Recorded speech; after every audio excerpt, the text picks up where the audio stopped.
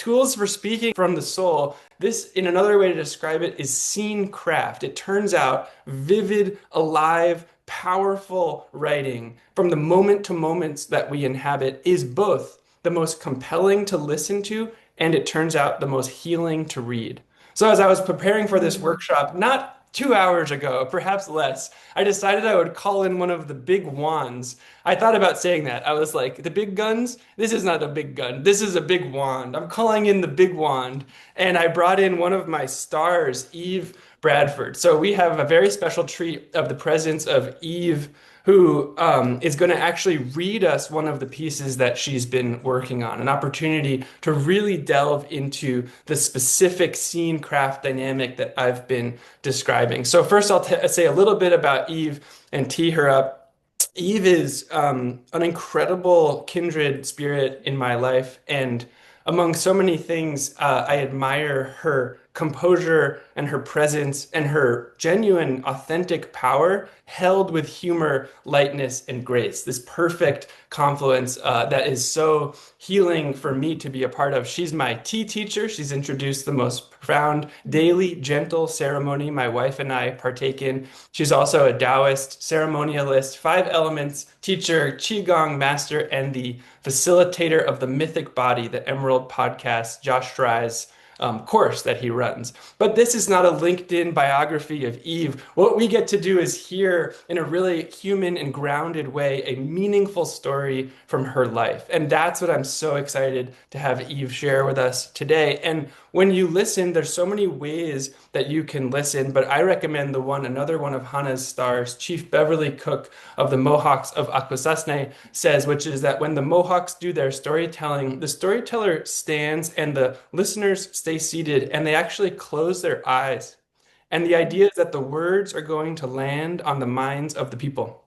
So you may listen in whatever way is comfortable, but if it sounds easeful, I invite you to close your eyes on the inward realm and listen to Eve's reading. It's about 15 minutes just to set your time expectations, neither long nor short, a chance to really settle in and be present reading. And with that, I so gratefully hand the floor over to you, Eve. Thank you so much for making the time to be here. We're so excited to hear you share.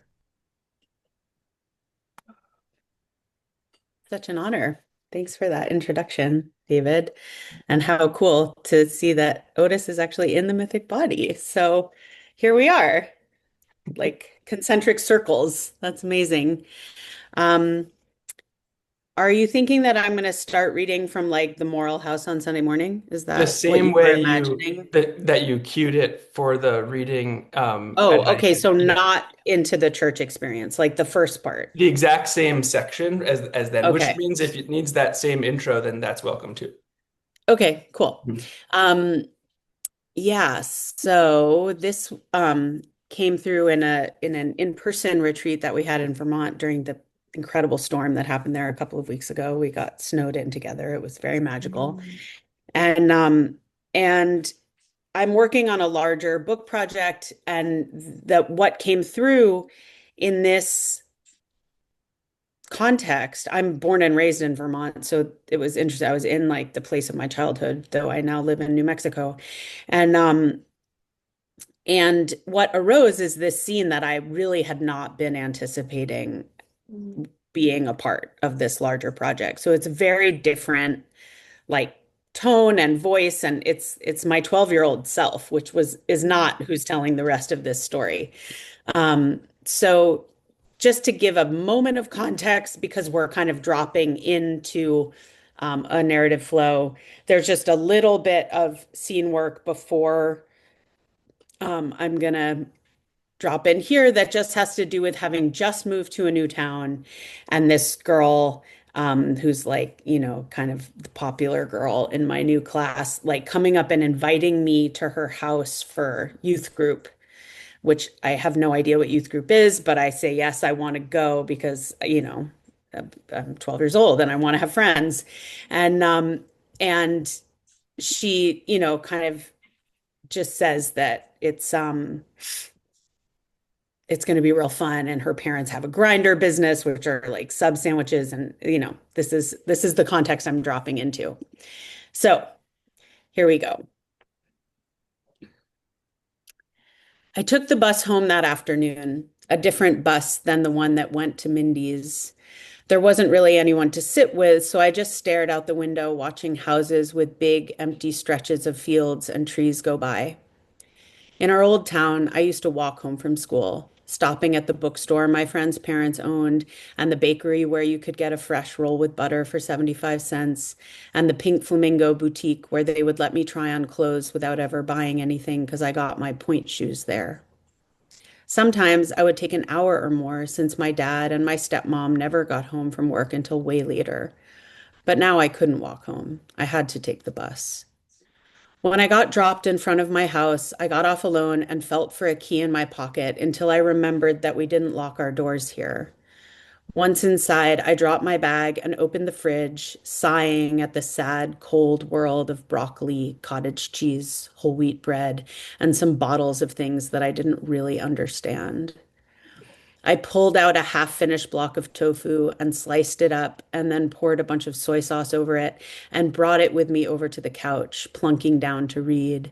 Except it was frigid inside the house, and the silence was so loud I couldn't really concentrate on my book. I turned the thermostat up, even though I knew I would hear about it from my stepmom later. The heat kicked on and the floorboards rattled, and I went and stood directly over the grate, surrounded in a cocoon of warm air. Over dinner that night, picking at my brown rice stir fry, I asked the grown-ups if I could go over to Mindy's for youth group on Wednesday. They got quiet and exchanged a look that made me hunch my shoulders, and my stepmom asked, "Who's Mindy?" She's a girl in my class. She's in my reading group. She's smart and nice, and her brothers and sister all go to Guilford too. They're like the Brady Bunch, all the same age from different marriages. She said a lot of the kids from school go. We take the bus to her house and they drop me off back here after. Where is this youth group? Dad, I don't know. Lots of kids go. I really want to go, okay? I'll tell you all about it after, I promise. My dad looked at Judy, who was staring at the dusty menorah shoved to the back of the kitchen counter. He shrugged and said, "Sure, okay, this once, anyways." So the following Wednesday, I took the bus to Mindy's with like 12 other kids, all together in the back of the bus. Everybody was constantly changing seats and yelling across the aisle, and the bus driver put on the daily top 20, and we all sang along super loud when Every Rose Has Its Thorn came on. When we got to the house, everybody went running into this side room off the main house that was lined with all these big glass front fridge cases that were completely filled with grinders. I got really excited about the roast beef one because my stepmom didn't eat red meat, but it was really big, way bigger than the turkey ones that all the girls were taking. So I took one of those instead and followed everyone inside. By the time I got there, everyone was in the living room and this weird music was playing that sounded like a robot's first birthday party. And then I realized it was coming from the TV, except the TV wasn't playing what I thought of as TV, like The Cosby Show. It had these little cartoon guys in overalls who seemed to be controlled by the buttons on these little gray plastic boxes that Buddy and John, Mindy's older brothers, were holding. The little guys were running along, jumping and banging their heads on bricks, which made mushrooms and stars appear, which seemed to grant them special powers. "What is this?" I whispered to Mindy. "Super Mario Brothers," she said, without taking her eyes off the screen. "It's Nintendo, like Atari, but better." I didn't have it in me to ask what Nintendo or Atari was. Every time the overall guys had to jump over a chasm, my whole body would tense and give a little spasm until they landed safely on the other side. Mindy was sitting on this guy Mark's lap, and she waved me over to sit next to them on the couch. He kept pretending to feed her Sour Patch Kids and then snatching them away from her at the last minute. Then she would punch him in the arm and roll her eyes, and then he would do it again. It didn't seem like this was the first time they had played this game.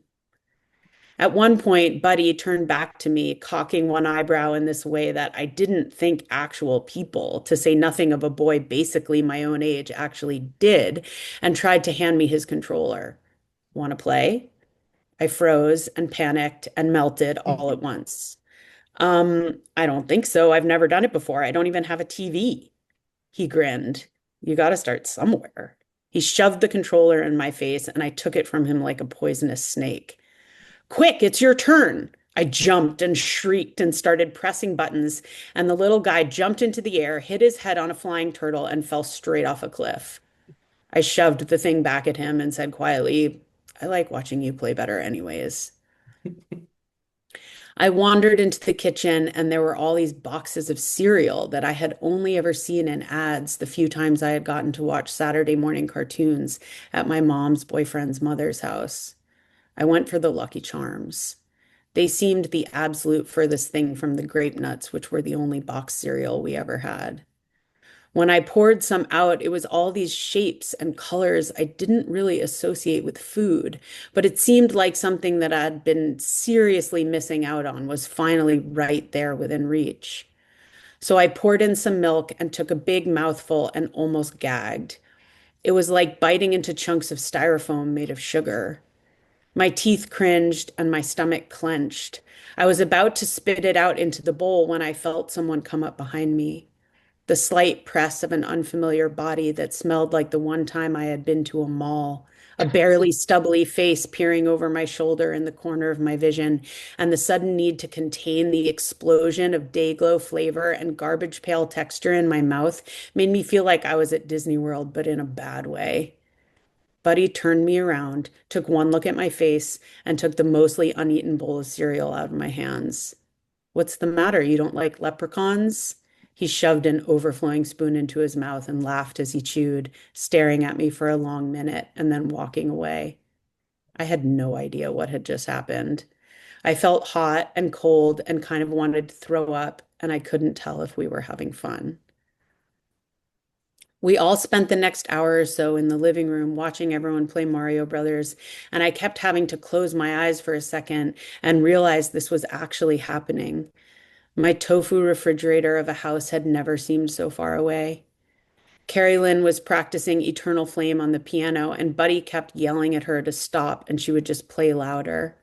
When she started it for the third time, I came up next to her and started singing back up on Say My Name, Sunshine Through the Rain. And when she nodded at me, I started to sing harmony, and we really went for it into the final chorus. We held the final note for way longer than they actually do in the song.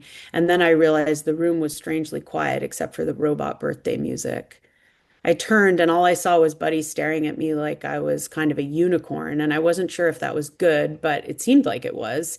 And Mindy came running over, squealing again, again. But then Judy came in and called us all to load up into the van. There weren't any seats in the back of the big white van, which was the only way 12 of us were ever going to fit back there. There were a few army blankets spread on the floor, and we all piled in. I hung back slightly, super aware of everyone's body and space, especially Buddy and Carrie Lynn. It was pretty easy in the jostling mass of limbs to wind up somehow right in between them. Buddy even reached for my hand to help me balance and settle. The first part of the ride was pretty bumpy, mostly all dirt roads, and so we were continually all jumbling into each other and laughing about it and catching each other's eyes. One time I might have exaggerated the motion and pressed up against Buddy a little longer than the movement of the van actually demanded. And then I got tossed over towards Carrie Lynn, and she was wearing this perfume that I recognized as a sample from 17, only I had never imagined that kids actually got to wear it. I took a deep inhale when I got thrown her way, and she looked at me kind of funny. It's exclamation, right? Her jaw dropped. Yes, how did you know? I shrugged my shoulders and tried to be casual. It's my favorite. She leaned in closer. Mine too. When the van finally stopped and we all piled out, I was surprised to see that we were in the parking lot of a large church. When Mindy had invited me, somehow I hadn't really gotten that part. That youth group was secret code for church. I stood rooted in place for a moment, staring at the big illuminated cross on the front of the white steepled building. I didn't really have any idea what to do with Jesus, what one did with Jesus. I guessed I was going to find out.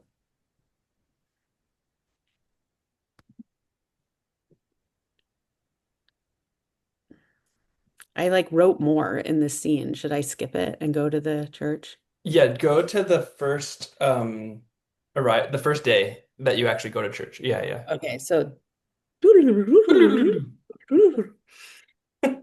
So wait, do you moral want to house. explain that what just happened? That now Oh, you're actually yes. So now this is like I've been going to youth group with them for a while, and they invite me to actually go to church with them. So this is like the first time I'm going to church with them after having gone to youth group for quite some time, which is like not very religious or spiritual. It's very social and like flirty. There's a lot of bubble gum involved. Eve, I would go to the point, the same hiker's pause point for this Yeah. one. Yeah, cool. The Moral House on Sunday morning was a total beehive. All the kids trying to get their turn in the upstairs bathroom, trying to share the one full-length mirror that was in Carrie Lynn's room. I almost never had an excuse to get dressed up, and I was super excited. I had a new vest my mom had made me with this kind of tapestry fabric I had picked out myself with silver buttons and a buckle that cinched in the back. I matched it with a ruffled white blouse and an acid wash denim skirt that came to just below my knees. Carrie Lynn looked at me as though she was seeing me for the first time when I came out of Mindy's room to try to get a glimpse of myself in the mirror. Cute vest, she said approvingly, scrunching her fingers through her shaggy black curls. I blushed and smiled, smoothing a non-existent wrinkle from my skirt. I had definitely partially planned my outfit based on things I had seen her wear. Buddy stalked up behind her and shoved her out of the way of the mirror, running his fingers through his still wet hair and making a male underwear model face. Carrie Lynn pinched Buddy's biceps and snarled, "Cretin," but her eyes were sparkling, and she didn't really seem that mad. Seemingly satisfied with his appearance, Buddy left the room without even acknowledging my presence. I tried to pull my skirt down lower and my collar up higher as I backed out of the room, only realizing when I came out into the empty hallway that I hadn't even looked in the mirror. Everyone was ready, and we all piled into the van.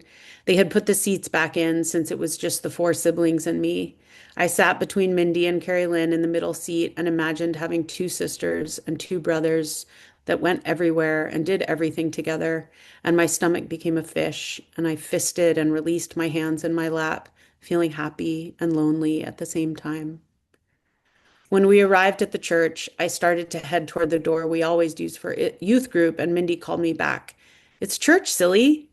I felt my cheeks flush. Obviously, the big main part had to be for something. I was just so used to going into the basement, I had kind of forgotten about the actual church. I followed the family through the huge double blonde wood doors and into the vestibule, where a bunch of people were milling around and chatting before the service started. We filed into the main sanctuary where the ceiling was impossibly high. I half expected to see clouds floating through the space. Thick shafts of light cut down at dramatic angles from tall cut glass windows, and we took our seats right where one of them landed, illuminating Mindy's face next to me like a cartoon angel. A piano started to play, and I noticed that Carrie Lynn wasn't sitting with us. I heard soft singing begin from the front of the space and looked up to see orderly rows of neatly dressed, sparkly-eyed people swaying together up on the raised dais, some of them with their hands raised in front of them as though they were expecting honey to start falling from the sky and didn't want to miss a drop. Carrie Lynn was there in the second row, right in the middle of the choir, and her eyes were closed and her face was upturned, and she was swaying back and forth as she sang, a small smile playing across her face. I was sure I could hear her voice amongst all the others.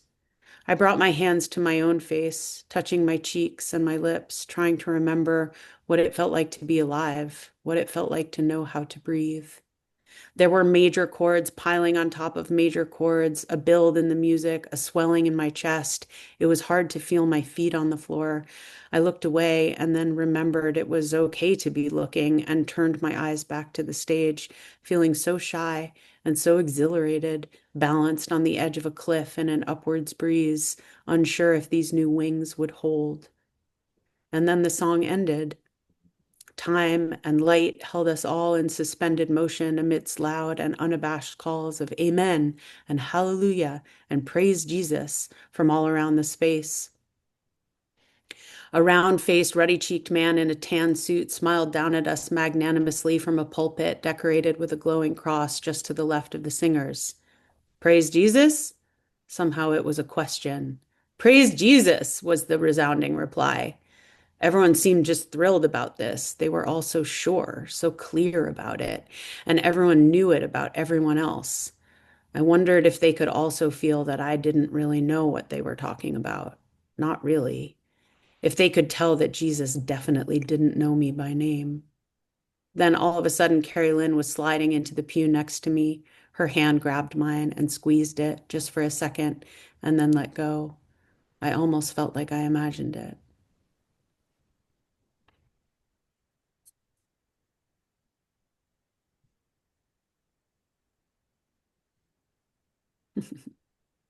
It goes on from there, but we chose that as the ending point. Uh, does it ever go on from there? Sometimes we'll do the whole one. We'll do the whole song, the whole thing, Eve. Wow, thank you so much. What an incredible treat. Just creating space for anyone to share any reaction. Hi, Raphael, welcome. Share any reaction to experiencing Eve's voice and words and story. I'll share a little impression from the first half. Um, I found it so, I mean, it was beautiful how you paced the revealing of yourself and the reality that you were coming from with the small, subtle experiences you were having the first time at the youth group. Hmm. So it's like we're learning about what's happening there through slow contrast of how just your experience of how different it was. And um, it felt masterful, the pacing of it. And I really was there with you. Thank you. It was so alive. Like I could actually put myself right there, living each moment Mm. as it was unfolding for you. Hmm. Just truly just so alive, each detail around what happened and how it happened, and even interacting with not just others, but the objects, and then observing what's going on. I was right there, like just moment by moment, living through you, the whole experience. Hmm. Mm. Yeah, I agree. I really loved this sense of like I was seeing through your eyes and like experiencing through your own body. Mhm. And at the same time, I actually really appreciated that there were also lots of things you left out. Yeah, you chose just a few things, right, that you were sharing about and that you were kind of focusing in on. And I really like that because, of course, it leaves space for imagination of the Hmm. rest of it. Hmm. Yeah, thank you for that. Thank you. The word that came to me was alive as alive. Like the story was so alive. Like there was just Mm. so it was so easy to be there. Um, and yeah, because I was like, you know, I was like, I was making myself a little bit of lunch, and so I was like using other parts of my brain. I was like, oh shit, this story is too rich for me to be doing anything else right now. Like I was drinking through a fire hose, you know. And so anyway, yeah, it was very like so strong. Yeah. Hmm. Mm. Thanks so much, everyone. Eve, maybe it should come with a warning sign. Not good for multitasking. Yeah, totally. Eve, how it's only like a page to the part break, right? To the what? To the part break, for this section. Um, Let me see. I would say, yeah. Hmm. Okay. And by the way, Jesse explains that he had it absorbing in his ears while the whole world of Rush Hour on BART, so to speak, was So cool. flooding by. So that's a beautiful scene too. Eve, give us a cherry on top. Why don't you take us in that? Just drop that last page on us, and then we'll get to that closer. So there's only a tiny bit more to the section she started, y'all. I didn't know you sang like that, I whispered to her, not even sure what exactly I meant.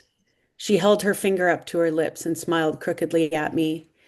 She had the most amazing subtle buck teeth that made her lips always kind of pouty. I swear rainbow lightning bolts were shooting out of her eyes. The pastor was talking again, so I reluctantly tore myself away to listen. Sometimes we feel lonely. Sometimes life feels hard. Sometimes the world just seems like too much. I know how that is. You know how that is. Sometimes it feels like we don't know where to turn in this dark, cold, lonely world. But there's only really one place to turn, only one true comfort. When God the Father sent us in all his wisdom and all his generosity, his only Son, he sent us to take away our suffering, to lift up our burdens. And when we invite him into our hearts, that is when we know true homecoming. That is when we know true belonging. More amens echoed throughout the church. Let's turn in our hymnals to hymn 77 as the deer. On either side of me, Buddy and Carrie Lynn grabbed songbooks and opened them to the right page. They both leaned in so we could share the words. The piano played a few gentle meandering chords, and then everyone started singing. As the deer panteth for the water, so my soul longeth after thee. Even though I had never heard this song before, I mean, I had never even been in a church before, somehow I felt like I knew the song. I could feel the two bodies on either side of me, and it was like I could feel their voices kind of reaching down inside me and becoming my voice. I started singing along, and it was like I knew exactly how it was going to go before we sang each note. You alone are my heart's desire, and I long to worship thee. The more we sang and the more I relaxed into this strange ability to sing along with a song I didn't know, the more it felt like my body was expanding and expanding until it started to feel like Carrie Lynn and Buddy and Mindy and the pastor and the glowing cross and the voices and the upraised hands and the rays of honeyed light were all inside me, pressing out against my skin, and they were warm, and I was warm, and they were inside me, and I was inside them, and something bigger was inside me too, and I was inside it. And I was so big and so, so small. And I noticed a water drop fall on the page of the songbook. And then I noticed that it was coming from my face. And there were more of them. And I brought my fingertips to my cheeks, and they were wet. And it made sense somehow that everything was so big inside me, it had to come out. I couldn't keep it all inside. I would explode or melt or both. I remembered where I was suddenly and glanced over at Buddy, and his eyes were closed, and he was barely moving his mouth to the words. And then he suddenly opened his eyes and looked right at me. Huge dark eyes. I could see the outline of my reflection in them. And then there was just absolutely no way to keep holding his gaze. So I looked down at the book in his hands and kept singing. You alone are my strength, my shield. To you alone may my spirit yield. You alone are my heart's desire, and I long to worship thee. The side of his arm was pressed against the side of my arm. I didn't know when that had happened, but somehow it brought me back into my body at the size I was normally used to being. And I took a deep, shuddering breath and looked around, kind of sure that everyone would have noticed what a freak I was. And so many of them had their eyes closed. A few other people had tears streaming down their faces, too. One older lady with long white hair and eyes like the ocean noticed me looking around and smiled at me, nodding her head slowly as if to say, yes, honey, just like that. Yes.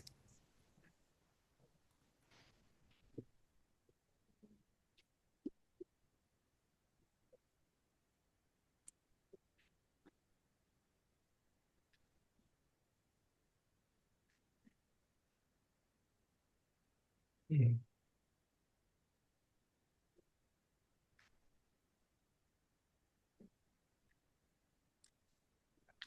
I want to buy your book.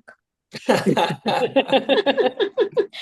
I can like underline and make little notes and be able to go back and reread it again and again. Well, I just want to say, like, that is not what the first draft was like. You know, like, I don't know. Can I talk about this a little bit in terms of the process or Yeah, what that makes would be sense, great. David? Um, I come, you know, I writing has been a part of my life for a really long time, but I come from poetry and from sort of lyrical nonfiction. So, you know, this, what we're talking about in terms of scene work is not like my like comfort zone in terms of writing. I don't really come from a strong background in narrative. And also, as David said, and some of you know, like I'm a teacher.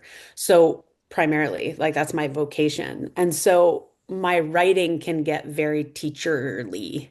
You know, I can do a lot of like meaning making on the page because that's Mm, like the mode I'm used to being in, you know. And so over, you know, I've been working with David now since last summer. And this is really like the result of him continually like drawing me down into the scene and mm, like getting so a lot of what you all shared was most impactful to you about the like viscerality and the details and the kind of moment to moment unfolding um, has really come from this process for me of like, and it's cool because when you're pulling from your own life, the details are there. You know, it's more like a curatorial process of like you mm, said, Rafaela, like which are the details to kind of like choose that really are doing the work of the meaning making. But instead of you telling people what to think or how to feel, you evoke that experience in them through the actual lived experience of the moment, which is so much more satisfying as a reader and ultimately actually way more satisfying as a writer too, because it's just so as you all said, it's much more alive, you know, it's much more vital. And the book that I'm working, the larger project of the book that I'm working on is quite serious.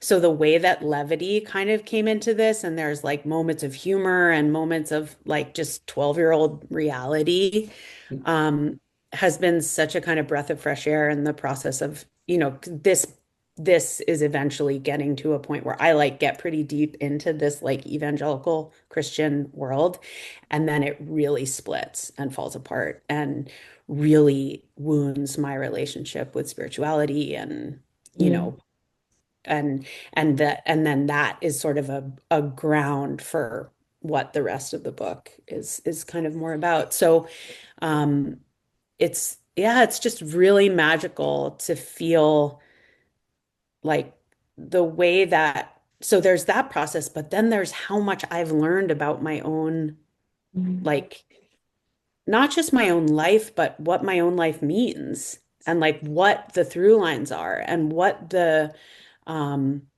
like things that seem so obvious now that I've gone through this process, but that I really had never quite connected the dots about. And if I can just sing David's praises for a moment, like the thing that I mean, there's many things that he's gifted at, but the thing that I've been most profoundly struck by in this process is his ability to hear pages that are like not necessarily very good, um, but are true. You know, they're like coming from a place of just the story that's telling itself through you.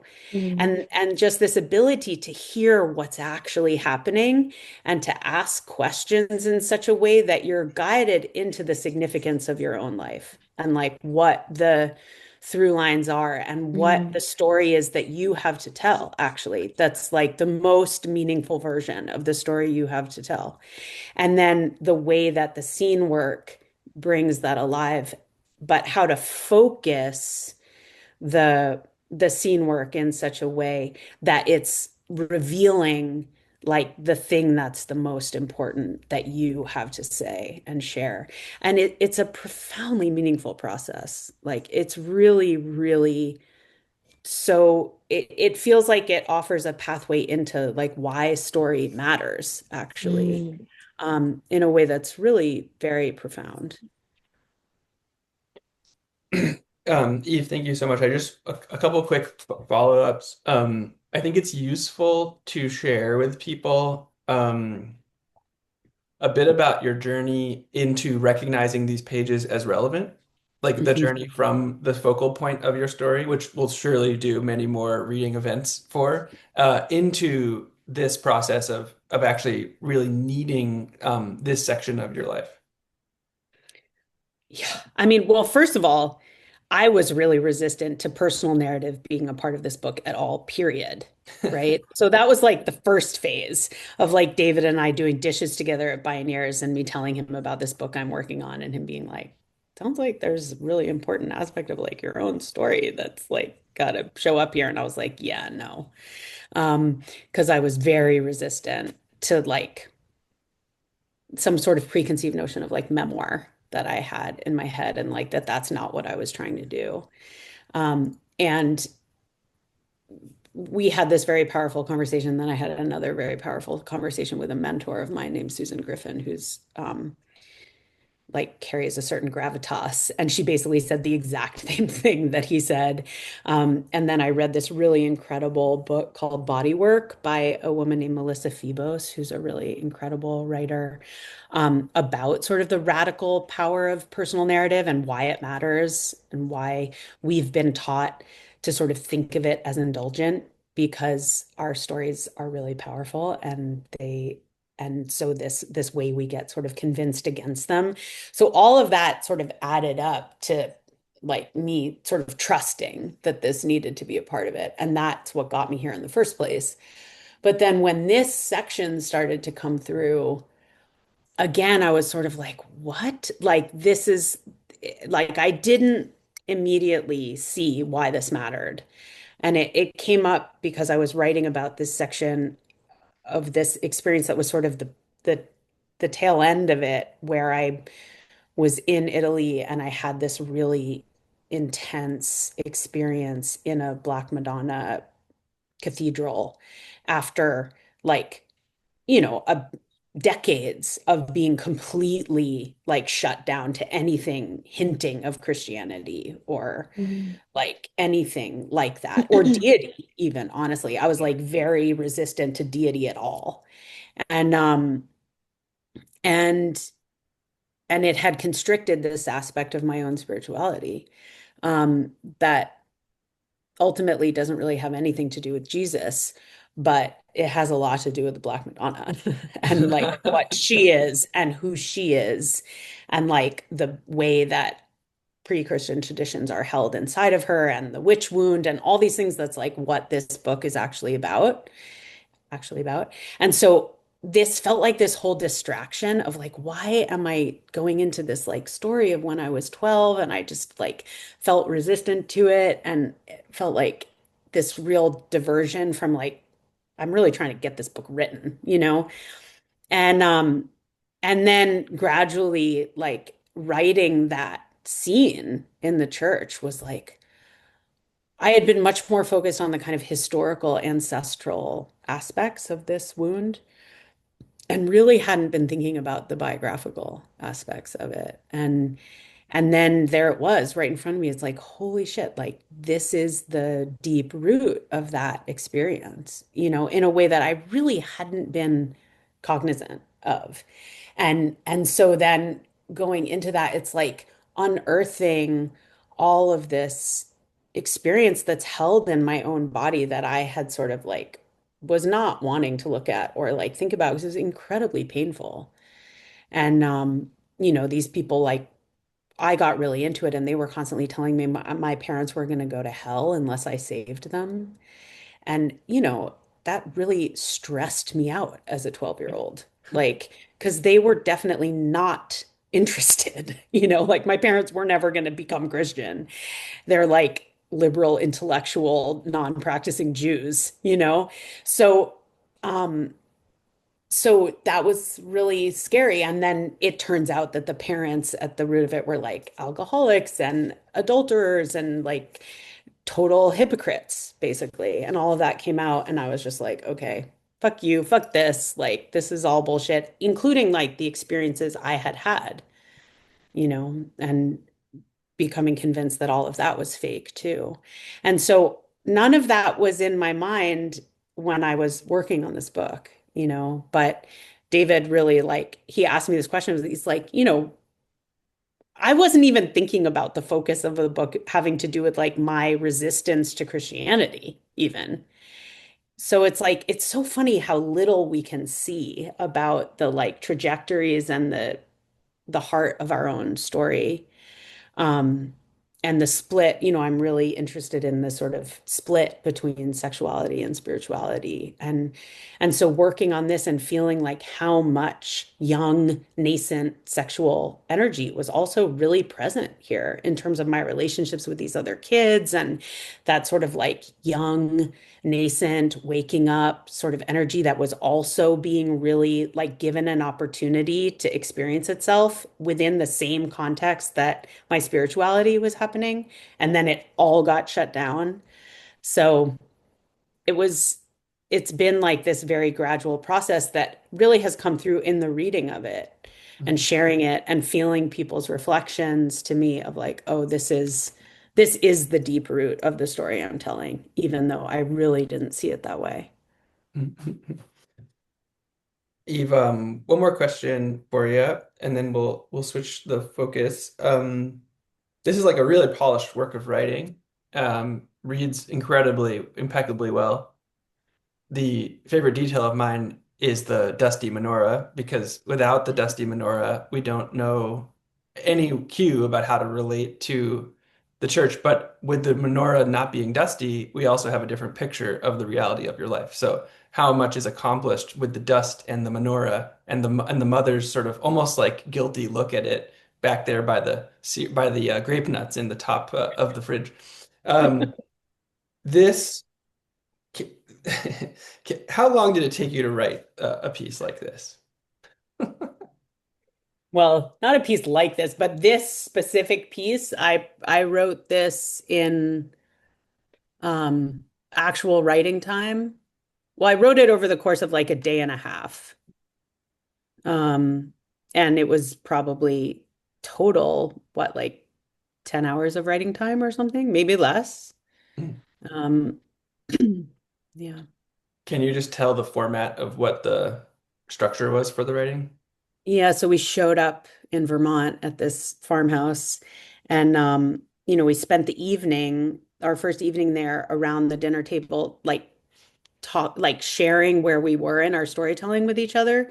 So we got a chance to sort of orally storytell what we were working on, which is was key because I got to talk through this for the first time because I hadn't even been thinking like, and that's when this came through. I hadn't been thinking about it until that moment. And suddenly that's what was coming out of my mouth as the most relevant thing. So it really took me by surprise. So I did like a first round of oral storytelling around the dinner table that night. And then we woke up in the morning and like pretty much worked all day, but it was like I like got a first round of pages that was maybe like, I don't know, 2,000 words or something that I handed to David like at like what, 11 a.m. or something. I wrote for a couple of hours. And then I handed the pages to him and he went through it in his freaking magical sorcery way and just like pointed out to me what he saw and like where I needed to like drop down more into the scene and do less like high level meaning making, right? And like bring more of myself into it and bring more of the viscerality into it. And so I got that feedback from him like midday on Friday and then wrote for another like solid many hours that afternoon. And then I think we did that once more on Saturday, where I wrote a couple hours Saturday morning. I handed the pages to you, and you kind of did another round of feedback. And then I wrote for another couple of hours, and then I read them aloud to a room full of people on Saturday night. And And the design definitely element, like that alchemy of like knowing I was going to be reading them aloud to people on Saturday night and also being in a room full of people writing is especially like I'm sometimes blessedly, sometimes cripplingly empathic. And so this is a case where that like really is useful because when people around me are writing, it's like I'm writing, and those mirror neurons are very powerful little things. And so, yeah, it was one of the more productive like stints of writing I've ever done. And I came up with ultimately like probably about 4,000 words that I wrote like solid words in, 12 hours or something. the design for just so you guys know is that they arrive Thursday night. We have dinner casually. you'll let them surface something that may be resonant without priming them too much. And then afterwards, you say, good, I'm glad to hear that because there'll be a dinner on Saturday night with 20 strangers and you'll be reading it aloud. And so they don't actually know it's coming until Friday night. So they are set Thursday night. And so they wake up Friday and it's like, like we talked, I think each of you who were in my former workshops about the ion aligning of the knife, the tool that takes all the ions and puts them in the cutting edge. And that's what we're looking for in life, but also in this creative work. Why do I care? Where is the charge? And the charge of knowing you'll be delivering it at any altitude, whether that's in 2 weeks to your friends, or in this case for her, in 36 hours to strangers, it does a tremendous amount to produce conditions for greatness. And the multiple rounds of mirroring from other people help you understand where the aliveness is inside your own story. And that's invaluable as well. Eve, I could talk to you forever about your story and your process. I can't wait. I will say it's such an incredible. So Eve is part of the Hana Stars program. So at present, there are 4 people in indefinite soul contracts with me and the school who are we're in very rigorous work on all 4 of them accomplishing book projects, and that's pretty much ongoing and consistent. And so much of the learnings about Hana's practices come out of our experiments that we run in service of the great work that they're creating. I've learned so much from you, Eve, and coaching you and people like you, and coaching people who are so hungry and caring and soulful and commit to themselves and the voice inside of them. It makes it so worthwhile for me. It's incredibly life affirming. I'm so grateful. And I'll just point out for all of us, for Eve to share like that, not just touches us, but it helps fill her cup up as well.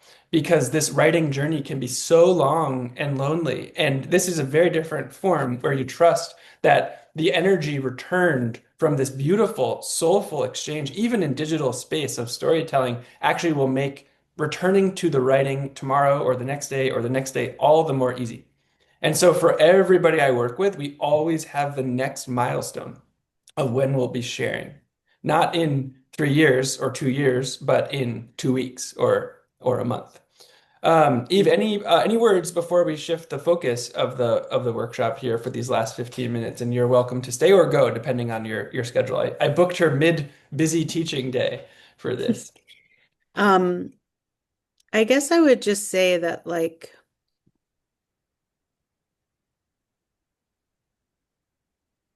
I think one of the places where David and I really align deeply is around this, like, embodied understanding of the necessity of good story, and good story in terms of, like, yes, craft, but also like authenticity and um and and that the people who are, like, in service to a culture of care and kindness and meaning, like, need to be telling their stories. Like, we actually really do need them right now. It's not just like this fun exercise that's sort of um like superficial or kind of just for you, even though it is very much for you. It's also, there's like a bigger context and of what it is to um like return the storyteller to a place of um like integration into the village, first of all, but also like veneration, that like the storytellers are really important right now.